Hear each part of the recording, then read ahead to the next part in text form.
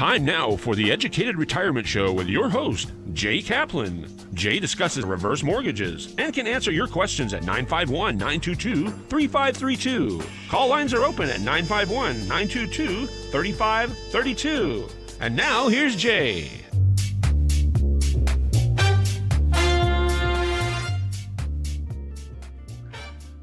Well, good afternoon, and let me just start off the show with reminding you that the future is now.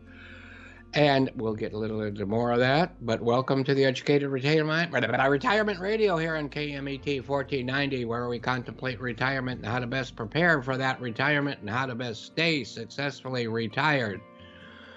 And the future is now comes from, and hopefully you know this, our favorite New Year's movie. There's two of them, but last night we watched Hudsucker Proxy from the Coen brothers, and the other one is Radio Days from Woody Allen. Both of them revolve around New Year's Eve or come into, New Year's Eve-ish. I think I showed this last week. This, to me, is a masterpiece. It's with Paul Newman and Tim Robbins, and the master, the head guy up in heaven is he's running a clock, and it's kind of steampunk too, because it's a huge clock that runs on steam. And I know most people think that Tim Robbins, that the show Shawshank Redemption was his best and most noted film, and although that is a great film, I would put both Hudsucker Proxy and The Player ahead of that. And I'm not going to get too much into that right now, but The Player is such an incredible piece of art that it's about making movies, and the movie they're making is the one you're watching. And why do you want to call me at 866-955-2233? Well, you want to do that? Not today, though. Spend it relaxing today. You want to do that because knowledge is power. And what happens when you call? We just talk a little bit, and that's the end of that. My day job is at the Loan Source, NMLS number 384565, DRE 792630. And as a reminder, of course, theeducatedretirement.com, or for short, DRHECM, Dr. Heckham, Home Equity Conversion Mortgage.com is another way, but just call me or just email or whatever. Today is, as if you didn't know, New Year's Day, but I had a question, and I wanted to know, why is January 1st instead of whatever else the first day of the year on our calendars? And at first I thought it had something to do with the rebirth of the sun, the one that's up in the upstairs. Well, maybe all of them are upstairs, but the big yellow one. And the rebirth of the sun is also the winter solstice. It yet may be, but the historical answer lies with Julius Caesar et tu, Bruto, who in 46 BC instituted the New Year holiday to honor the Roman god of beginnings. Let me show you his picture first. This is Janus, the god of beginnings. And of course, I know this very well from being a film buff. It's the only way I am a buff at all, because of the great film, company that preserves and keeps older films. Anyway, Janus is depicted with two faces, one looking forward and one back. So that's New Year's. The Romans, this is what they would do. They would exchange gifts and attend raucous parties for New Year's. Not that much different than today, but they also offered sacrifices, and that, knows if that's different or not. I think so. In order to align the Roman calendar with the sun, Caesar added 90 extra days. I thought somebody else did before. Anyway, to the calendar that introduced the new Julian, after himself, calendar that more closely aligned with the sun and our current calendar. And the current calendar is the whatever, I forgot. Gregorian calendar, or what is, yeah, something like that. I mean, before that, the new year was celebrated in March, and that's not because of my birthday being in March. Also today is the Intergalactic Bloody Mary Day. Now, my son just texted me to let me know that. I added the intergalactic, but boy, I sure miss getting out there, but I haven't had one drop of alcohol all year, doctor's orders. And right here, we do believe in challenging the status quo. Families and people need to be active, not reactive. Now, we're going to go over some birthdays that we could not last week because of sunspots or aliens. I'm not sure which. I think aliens got in the way of our internet connection, and we lost about 10-15 minutes of the show. So we're just going to pretend nobody was really born today. Well, that's, of course, that's it was not. aliens. It was aliens, okay.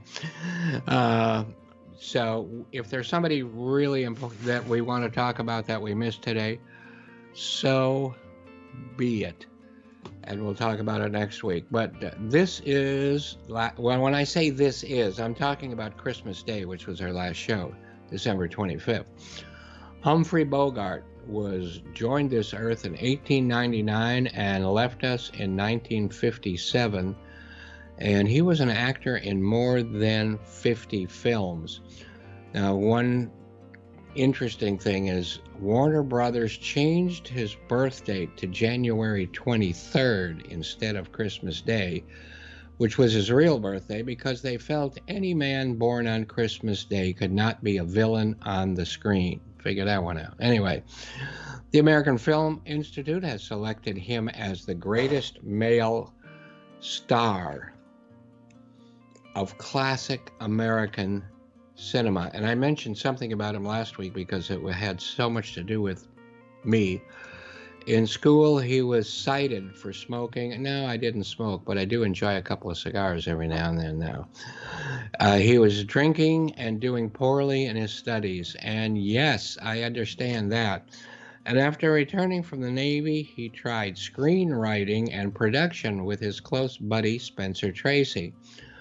With all else failing, he tried acting, and we now know the rest of the story. He won Best Oscar for American Queen, African Queen, well, one country or another, and was nominated for a couple more films. He's done so many. Just going to show you a smattering, okay? Keep them coming faster. All right. Treasure of Sierra Madre is, of course, a great one. And I also have a radio broadcast with him. He's in it on the radio.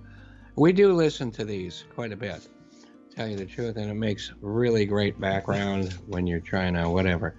There's another radio show of Casablanca. And here is one of many, many records of Casablanca and other film scores for Humphrey Bogart films. And another one of these, okay. All right, now, the Maltese Falcon. We've got a better set, but this is good enough. There were 3 Maltese Falcons made. This was the 3rd one. And it, of course, had to do with Sam Spade from Dashiell Hammett. And he was also directed by Treasure of Sierra Madre, but he was also in The Big Sleep. And I have a telephone that we got from an auction from Warner Brothers. It's on my desk, but it's over there. We'll show it another time. It's kind of cool. Here's the receiver. Yeah, there's the receiver of that with this. Anyway, it's got a bunch of push buttons on it and things like that. And there was also Key Largo, and I had a cousin named Margot, so it was Margot from Key Largo. but that's another great one. So, we've got Philip Marlowe and Sam Spade. The two, and of course, The Big Sleep was Philip Marlowe, Raymond Chandler, Dashiell Hammett, Sam Spade. So the two main detectives from the two major cities in Los Angeles. No, in California. Oh, I sound more prejudiced for Southern California, don't I? He was also in the Caine Mutiny, and I believe, I don't think he won the Academy Award, but he certainly was nominated. One really interesting thing that I can think of is a point about the filming of Beat the Devil, which was about some convicts that escaped, I believe, and they ended up on a island that there was a volcano about to blow at 4 o'clock. I thought it was a pretty good movie. Anyway, when Bogart, during the filming of that, probably late in the filming, he was in a serious car accident that knocked out most of his teeth. See, mine just came out over time, but so be it. His was knocked out all at once. He couldn't speak. His part, they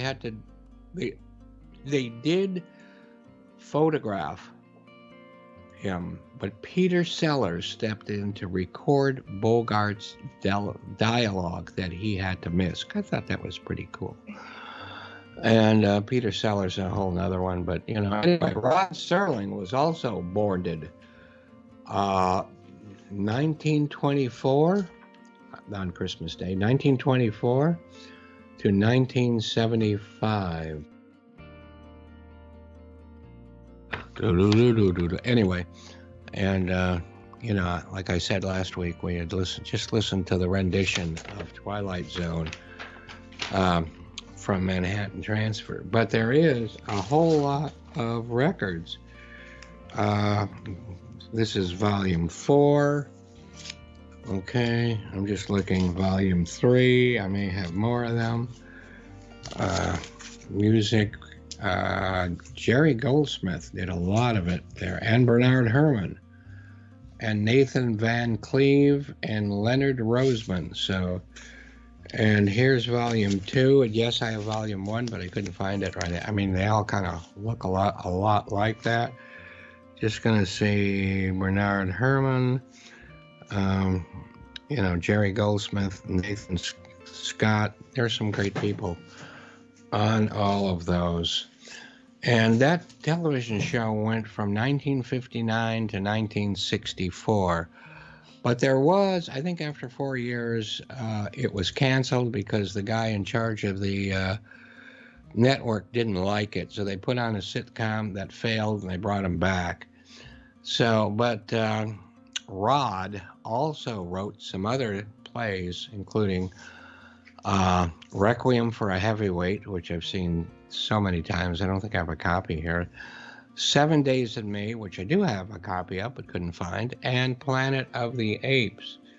So there we go. Here's an original soundtrack, but at least, it brings back some memories.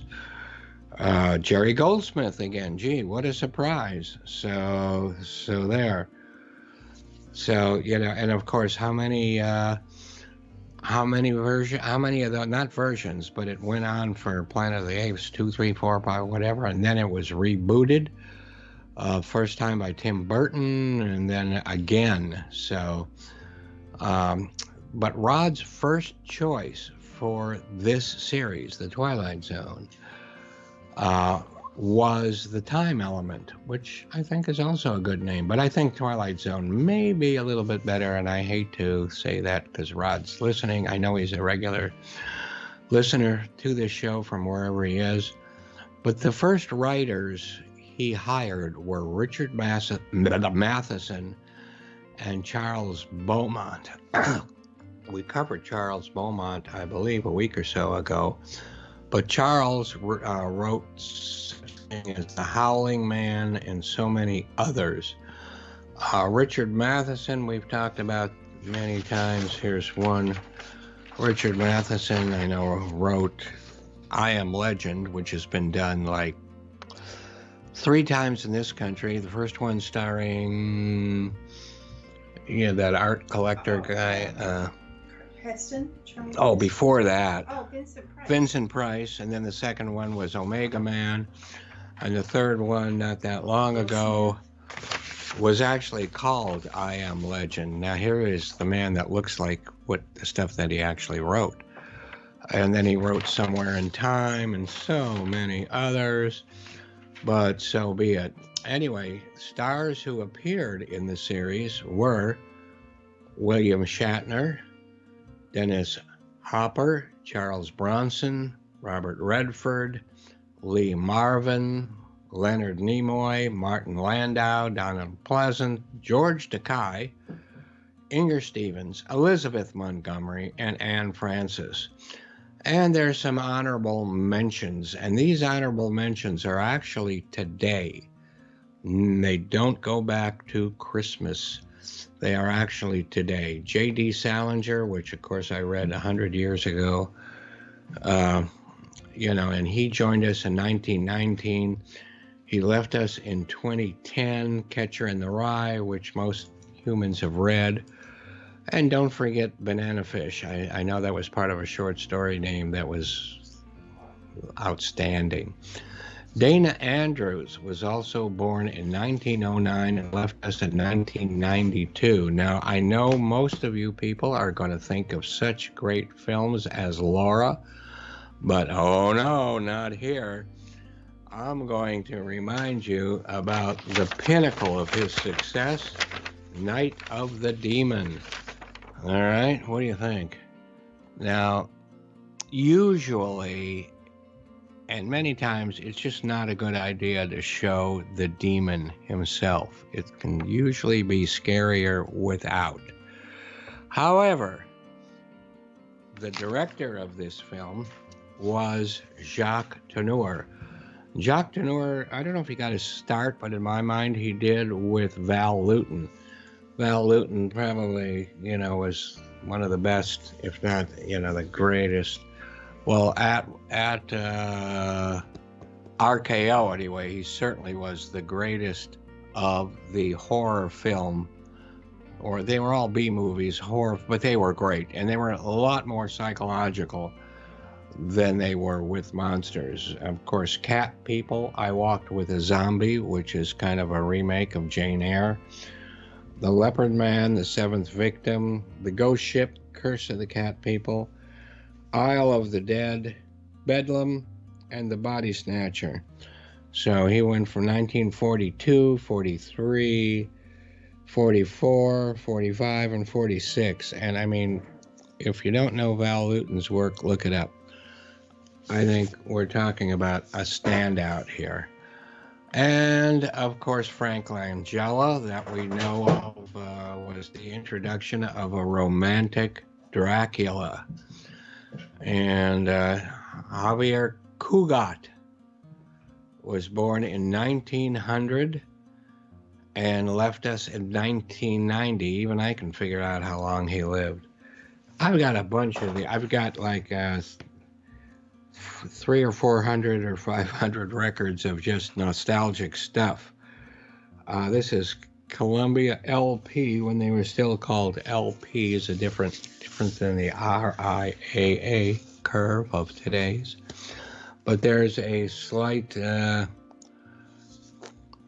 mean, look how neat that picture is, really. And here's a pretty neat caricature of Javier Cugat. Let me put him next to me. What do you think? Who's got the bigger nose? Hard to tell sometimes, isn't it? Okay, and there's only one other person. So Alfred Stieglitz was one of the best photographers and very famous. And this book we have is almost too heavy for me to pick up. And there it is. See? And there's a couple of pictures that are, I don't know how important these are overall, but I will try. I guess this is a self-portrait of him. And let's see if we can get a close look at that, or a closer look at that.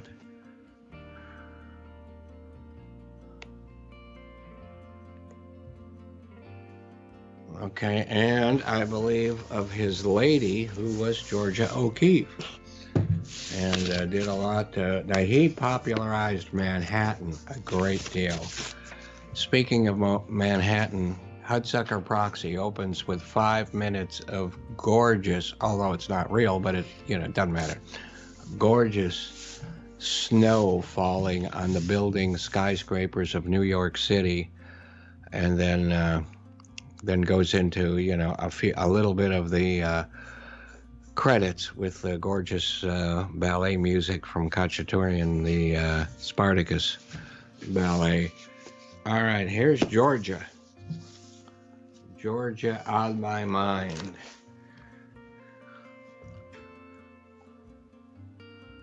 I think we can see that.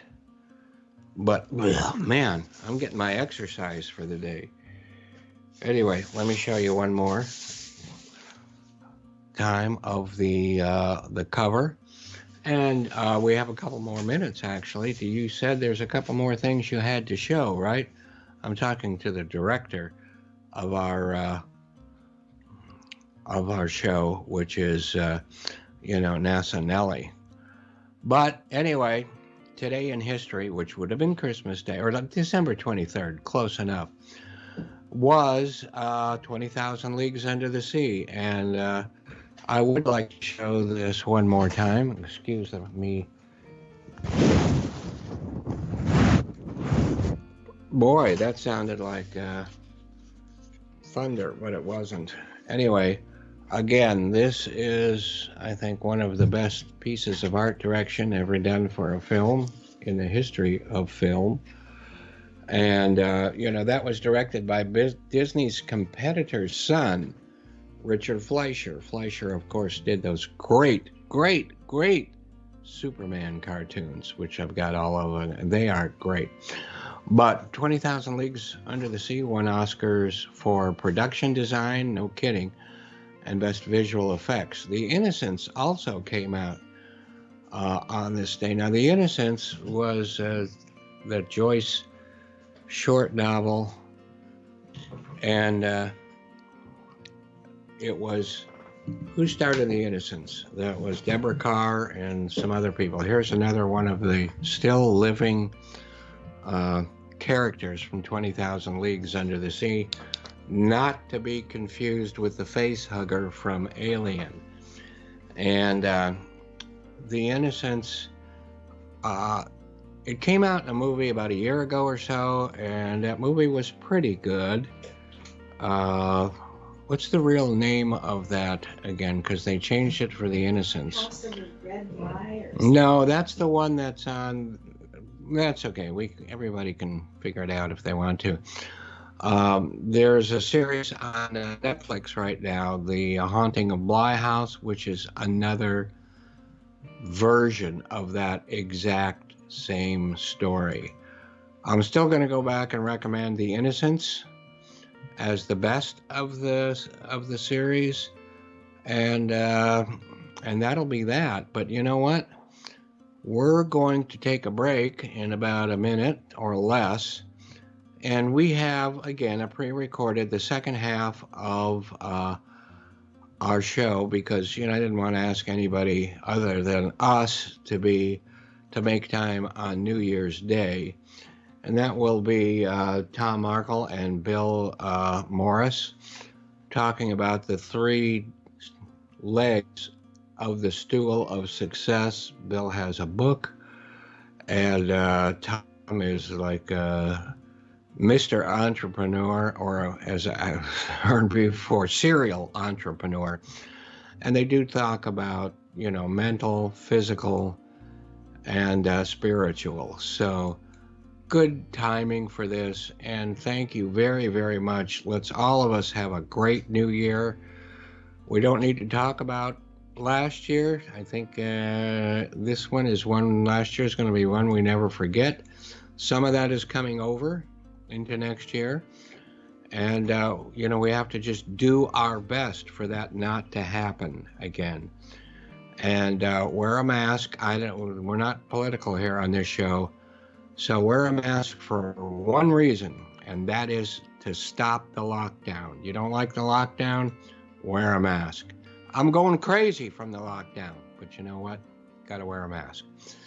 All of you, let's all of us, Sean too, that means you, have a great 2021. And I really appreciate all of you folks who have joined us on this New Year's Day.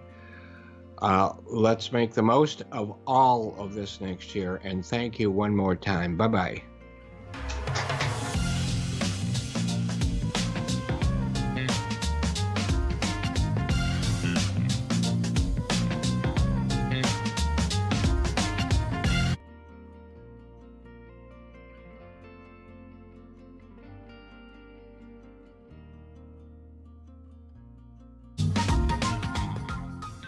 And, I've got a stack of letters that are, a couple inches thick from my kids. Just being so grateful for the guidance and, putting them in touch with the right people, teach them how to interview, just, teach them how to write letters, just teaching them business 101, if you will. But the admiration I get from my kids, it's worth more than a Ferrari, Yeah. It's just fabulous. It's just absolutely fabulous. I have, it's actually biblical, but it's, I've got 4 kids and they're all in their early 30s, and I'll be darned, that whole issue is you can't be a prophet in your own land, but you can be a prophet somewhere else. So. Yeah. It's funny you say that. So, a real quick story. So, my son was a wrestler and he was really good. He was undefeated. And so they asked me to, be like a little motivation to the wrestling team. This is pre-high school. So these kids are really little. So there's this kid that comes to me and he's about to go onto the mat. And I said, I'm trying to give him some motivation. And I said, he was like 0 and 8. And the kid he was going against was 10 and 0. So he was like, oh God, it's a massacre. So I said, I just got him and I said, listen, what I want you to do is I want to believe that guy over there kicked your dog, and this kid went out on the mat and just lambasted the kid. He pinned him within a minute, and everybody was like, oh my God, this is crazy. So they used me as this motivation guy to kind of tell these kids how to get it together. So one day I'm walking down the street and this guy comes up to me and he goes, are you Mr. Morris? And I go, yeah. And he goes, well, you talk to my son. And he's got his hands on his hips. And I go, yeah. And he goes, yeah, well, ever since you talked to him, he's, eating his vegetables. He's not fighting with his sister. He's doing his homework. He's drinking plenty of water, and I'm just waiting for this other shoe to drop. And he stops right there. And I go, yeah. And he goes, well, you probably say the same thing that I do. And I go, yeah. And so I said, listen, it's not always the message. Sometimes it's the messenger. Yeah. And I said, your son was enamored with the fact that I hold the world record in sit-ups. He wanted to listen to me. And that's exactly what you were just saying, Tommy. It's just like if I said something to my kids and Michael Jordan said something to my kids, same thing. They're going to listen to him. Who cares how you get it across as long as you get them across? Well, and I think seniors have this opportunity of wisdom, right, of just years and years of being around, of many, I guess there's a story I heard today in Mass. The priest was given a homily, and he says, there's a story of this guy, they moved into this new neighborhood, and he was a little kid, and there was an old folks on the one side of the house of his, and there was an old guy on the other side, and every day he'd swing out on his porch where they were, and people would all stop by at his house, go up to the porch, talk to him for a few minutes, and leave. And so he started doing the same. And over time, he realized they weren't stopping because they thought, oh, he's a lonely guy, his widow had died and all that. They stopped for his wisdom. Yeah. And they do this in the Asian culture big time. You're deified if you're old. Japan, where I worked in Tokyo. I mean, they just revered their elders. I wish it was that way here in the U.S. Right. I'm getting eye surgery next week. So. That's fabulous. I love Japan. Someone will listen to me eventually. But I really enjoyed coming to your classroom and giving a talk on entrepreneurship, because the kids are, their eyes are like this, and they're exciting, and as you compare going home and your kids saying, Dad, that's the dumbest idea I've ever heard. I said, well, that's not what 70 kids at school just thought. Yeah. My kids loved you. They just thought you were the cat's meow. Because you know what it is with kids, especially, just be honest, be sincere, be transparent. They absorb that, and they can sense bullshit, or excuse my French on this. They can sense when it's not right, like that. And so you were beautiful. You were great. Yeah. It's always enjoyable getting pumped up. And I think as a senior, staying young is part of being around young, right? Yeah. I mean, yeah. Like I'm young to you. Yes, you were a puppy. You're like my little brother. So I think being around young people is important, right? It keeps you thinking young. We have something to learn from them. Right. They have something to learn from us. I remember taking over, you asked me to take over a program for kids wanting to start a business. And part of me after time was very frustrated that they didn't know anything about really how to do it. They were looking to go to work for some IBM. Right. But thinking out of the box and trying to be an entrepreneur and staying patient. And I was learning a lot about how they think, which was really rewarding to me. As you said, you know what, if you're giving, you're getting a lot more back. Absolutely. Yeah. Yeah. No question about that. My kids are beautiful. They're like little sponges. They are. They just want to absorb everything that you're throwing at them. And I think if you're honest, they sense that straight away. You're never going to be perfect, but you're going to be right on the money for them. And I think being perfect is not what they want to hear. They want to hear a guy that's had the ups and downs and been beat up and slapped around and had some experience of that. If you were perfect, you're really not real anyway. Exactly. Yeah. That's why you're my friend. Right.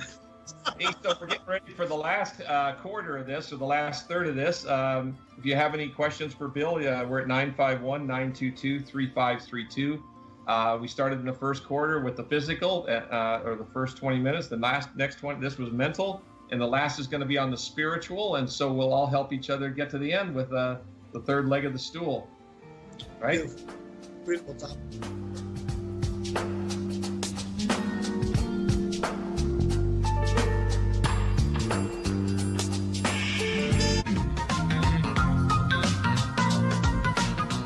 Now back to the Educated Retirement with guest host Thomas Markel.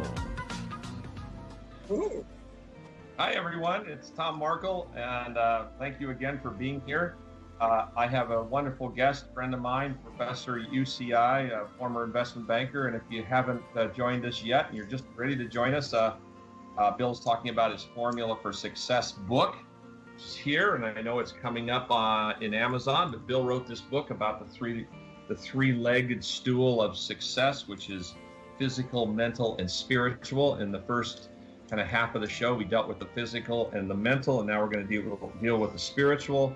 And we're going to finish off with probably the greatest tool that I've seen probably in my lifetime for seniors, called a HECM, a HECM, and how it is really probably the number one wealth preservation product I believe on earth, and we'll talk about why that is. But let's close out your book on the spiritual side, Bill.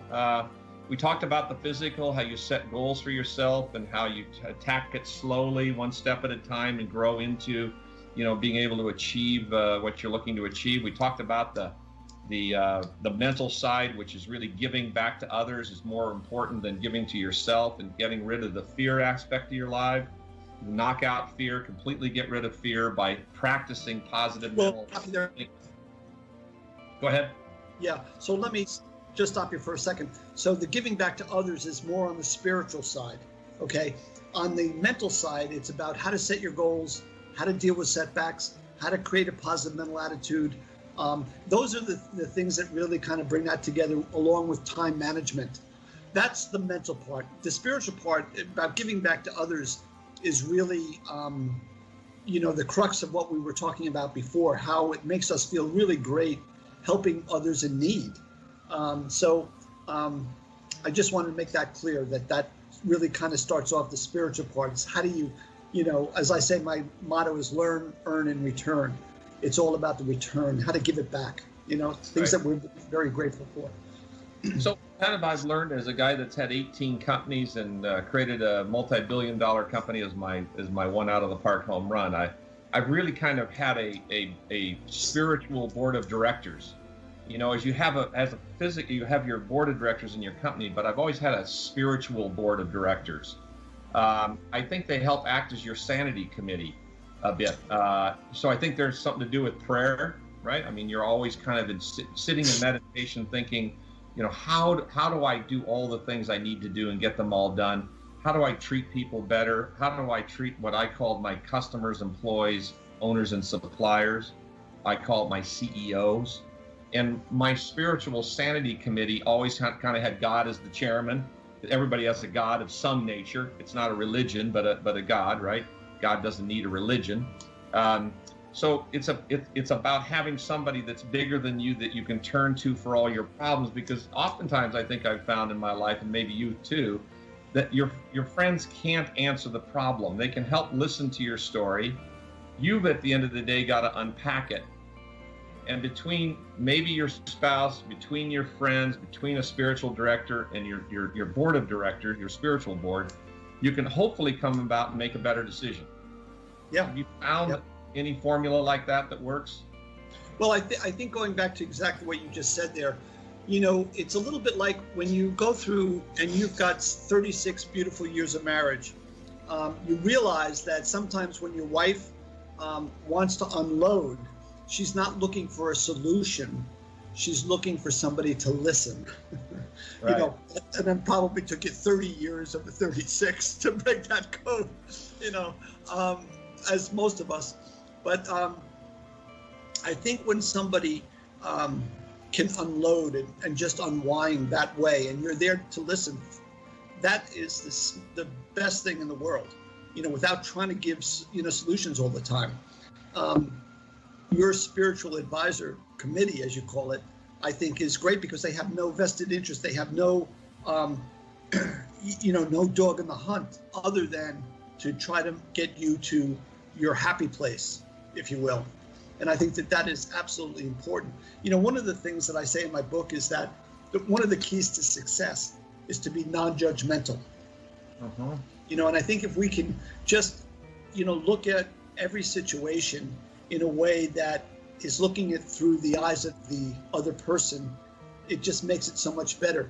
Even in the deal business as an M&A investment banker, I always say for a deal to make sense, it's got to work for both sides. So I really have to understand and do more listening than talking, if you will. And I think that's the way it is in life in general, especially in these hard times that we're going through right now with, the situation in Minneapolis. Yeah. We all come into this world totally equal. Why shouldn't it stay that way as far as, just we as people helping other people? To me, that's just the formula for success. I years ago came to the realization that everybody has a unique thumbprint, right? I mean, of all time, from Adam and Eve to right now and past right now, everybody's thumb is uniquely different. And to kind of come to the realization that I'd like to get to know what that thumbprint is on everybody. In other words, it's so unique. God made everybody so unique that everybody's worth discovering this discovery of uniqueness, right? Yeah. And I have found that my customers, employees, owners, and suppliers, some people are really, really bad customers. They're really, really good customers. They're really good students and they're bad students, right? They're good kids and they're bad kids, and they're good neighbors and bad neighbors. And everybody's got a tapestry in life that adds to this tapestry of our own lives. I remember right before my dad died, matter of fact, my dad died at 10:38 on June 1, 5 years ago. And at 11:30, I got to speak to him for 30 minutes. And he says to me two things. He says, promise me you'll keep making new friends. He says, because they'll begin dying. And it was my last friend. He said his last friend died at 80. He lived till he was 88. He says, but I've been a lonely man for 8 years. Wow. And he said, I could have done something about that. I could have been involved in more community things. I could have met more clubs. I could have gotten more involved in my church. I could have reached out, like you said, and doing something more for the greater good. And I didn't. I got lazy, and it was my fault. I was lonely for not doing it. As you said, it's about giving back, and I think you can give back all the way to the deathbed, right? I mean, he felt he could have. Yeah. Just keep making new friends. And then the second piece of advice, he says, get done whatever you're going to get done before you're 80, because it's dog years after that. So travel and get whatever you want to eat, whatever you want to see, but do it while you're young. I love it. Yeah. I'm going to write that one down. Hold on. Write that one down. But I think that what you're trying to say, and I think on the spirituality side of life, always appealing to a higher nature in my advisory committee, which happens to be, St. Thomas and St. Dominic, and, my spiritual committee, the good Lord, Mary and Joseph and so on and so forth. I have this spiritual committee that I've kind of gone to for all of my problems or my issues or my unpacking. And I got to tell you, it's very refreshing to have a spiritual committee that you can talk to. People might think I'm a bit crazy when I tell them I'm talking to these guys all the time, and they say, are they talking back?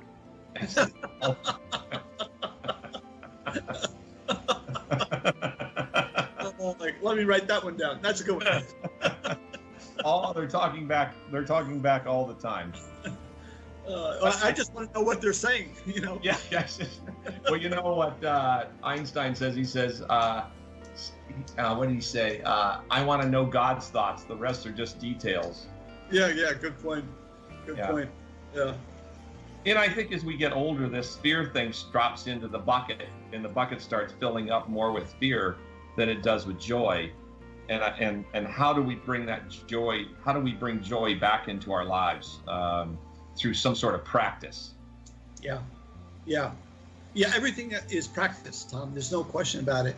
I don't know. I think there's so much that emanates from our childhood also. And so, like I said to you before, fear is not really part of my chemistry. It's not part of my makeup. So it doesn't, expand or multiply or whatever, but joy does. And, that's what puts a smile on my face. And that's what's, really, really super critical for me. The joy that I see in others when I help them is a joy that's multiplied by 10 in me. And this might be a perfect segue to the Heckham thing, how you and Jay and I kind of were sitting down at lunch and putting it together, knowing that prior to 2017, this world was not that great in the world of reverse mortgages. But after 2017, people need to be aware of what's going on. And maybe you could take it from there. Yeah. It's a good point about joy.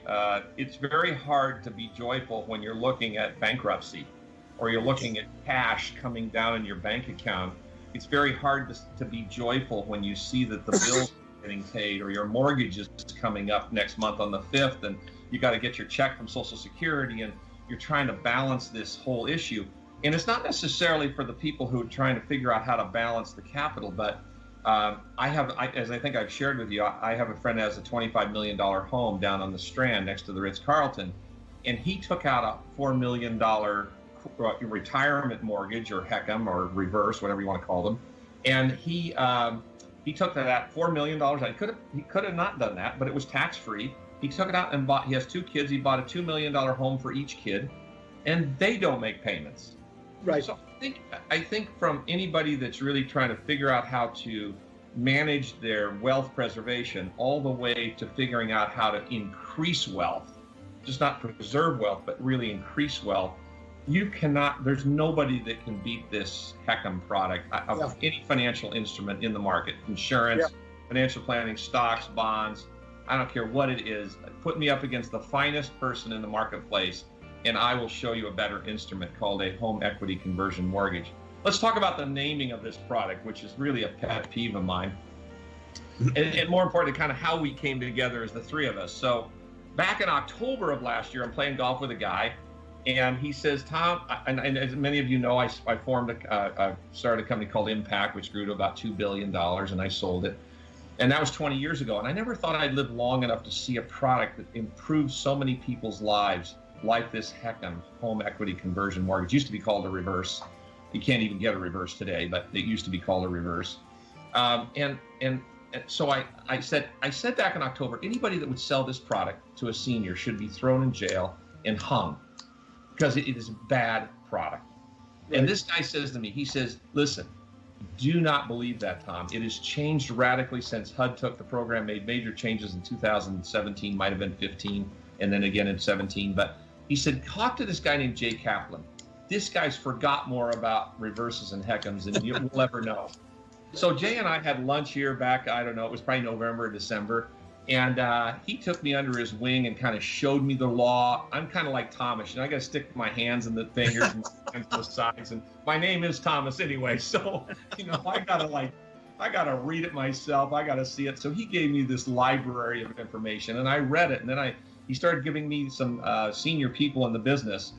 And then I kind of came over to you and showed it to you, and you said the same thing. And there's no, Tom, that's just no way, because you're a professor. You need to understand it yourself. And then you got into it and you said, oh my gosh, this is an eye-opener of financial products in the marketplace that most people don't know about. They know about the old one where, the banks issued it, they kicked you out of your home when you were a senior, they kicked your wife out after you died, they sold the house, kept the equity. I mean, it was just awful, a product. And then HUD says, fundamentally, we've got a problem with Social Security, we've got a problem with Medicare. These things are not going to. We got liquid issues right in the future for our kids. What kind of product is out there that would really help them? Then they looked at how much equity is in the homes of people that are over 60, and it's $7 trillion, Bill. $7 trillion. It's crazy. Now, to give some sense of what the T word is, there's $1 trillion of credit card debt on the planet. There's $1 trillion of auto debt. There's $1 trillion of student loans, and there's $7 trillion of equity in people over 60. And it's just sitting there doing nothing. So the government said, fundamentally, this is a great product.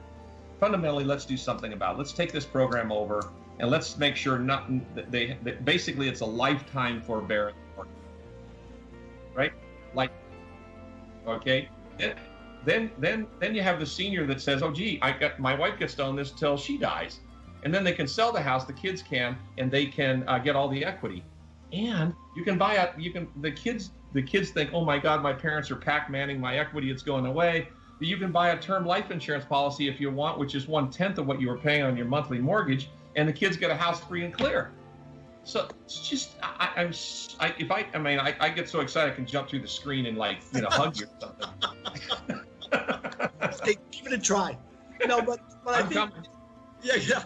I think, everything that you're saying, Tom, makes so much sense. But you and I have been in this for a while, so we understand a little bit more of the details. That's why when we create HECM University, that basically can put this together in very simple terms, it'll be on YouTube, and people can get educated. And then for them, they can make their decisions whether it works or it doesn't work for them. But this will be something that helps people throughout the country. Well, appreciate you, Bill, coming to join us. It was wonderful to have you. I know you have lots of things to do in your life, so we really appreciate you being here. Thank you so much. And everybody, thank you for listening to us. I hope you like the show. And hey, I hope your point ratings go way up.